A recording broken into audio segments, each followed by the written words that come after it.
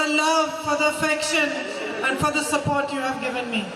നിങ്ങൾ എനിക്ക് നൽകിയ സ്നേഹത്തിന്, ഇഷ്ടത്തിന്, നിങ്ങൾ എനിക്ക് നൽകിയ പിന്തുണയ്ക്ക് എന്റെ ഹൃദയത്തിന്റെ ആഴങ്ങളിൽ നിന്നും നിങ്ങൾ ഓരോരുത്തരോടും ഞാൻ നന്ദി പറയാൻ ആഗ്രഹിക്കുന്നു.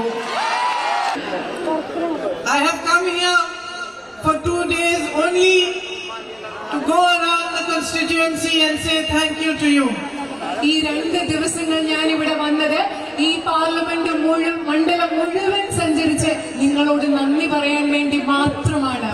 But no matter how many places I go to, how many people I thank, how many times I say thank you, it is not enough to express the gratitude I have in my heart. ഞാൻ എത്ര സ്ഥലങ്ങളിൽ പോയാലും, എത്ര ആളുകളെ കണ്ടാലും, എത്ര പ്രാവശ്യം നന്ദി പറഞ്ഞാലും എന്റെ ഹൃദയത്തിലുള്ള കടപ്പാട് നിങ്ങളോട് പ്രകടിപ്പിക്കാൻ അതൊന്നും മതിയാവുകയില്ല. You stood with my brother in his most difficult times. എന്റെ സഹോദരന്റെ ഏറ്റവും ബുദ്ധിമുട്ടുള്ള സമയങ്ങളിൽ നിങ്ങൾ അദ്ദേഹത്തോടൊപ്പം നിന്നു. You gave him strength, you gave him courage. നിങ്ങൾ അദ്ദേഹത്തിന് കരുത്ത് നൽകി, അദ്ദേഹത്തിന് ധൈര്യം നൽകി. And it is because of the bond that you share with him that you are standing here today.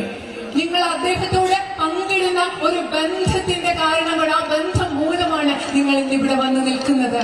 So I thank him also for trusting me and for choosing me to stand for election from here. അതുകൊണ്ട് ഞാൻ എന്റെ സഹോദരനെയും ഈ തെരഞ്ഞെടുപ്പിന് ഇവിടെ നിന്ന് സ്ഥാനാർത്ഥിയായി മത്സരിക്കുന്നതിന് എന്നെ തെരഞ്ഞെടുത്തതിനും എന്നിൽ വിശ്വാസം അർപ്പിച്ചതിനും എന്റെ സഹോദരനോടും ഞാൻ നന്ദി പറയുകയാണ്. He respects all of you deeply and he knows that I share this respect for you. അദ്ദേഹം നിങ്ങളെ ഓരോരുത്തരെയും ആഴത്തിൽ ബഹുമാനിക്കുന്നുണ്ട്. അത് മാത്രമല്ല, അദ്ദേഹത്തിന് അറിയാം അദ്ദേഹത്തിന്റെ ആ ബഹുമാനം എനിക്കും നിങ്ങളോടുണ്ടെന്ന് അദ്ദേഹത്തിന് അറിയാം. For generations of my family, we have felt your love and your support. എന്റെ കുടുംബം തലമുറകളായി നിങ്ങളുടെ സ്നേഹവും പിന്തുണയും അനുഭവിക്കുന്നവരാണ്. You are the people of Wayanad Lok Sabha, but you are also the people of India. നിങ്ങൾ വയനാട് പാർലമെന്റ് മണ്ഡലത്തിലെ ആളുകളാണ്. അതേസമയം തന്നെ നിങ്ങൾ ഈ ഇന്ത്യ എന്ന് പറയുന്ന രാജ്യത്തെ ജനങ്ങളുമാണ്.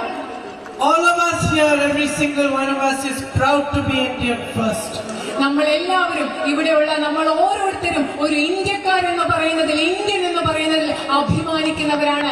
ആദ്യമായി We are proud to belong to a country whose freedom movement was non-violent.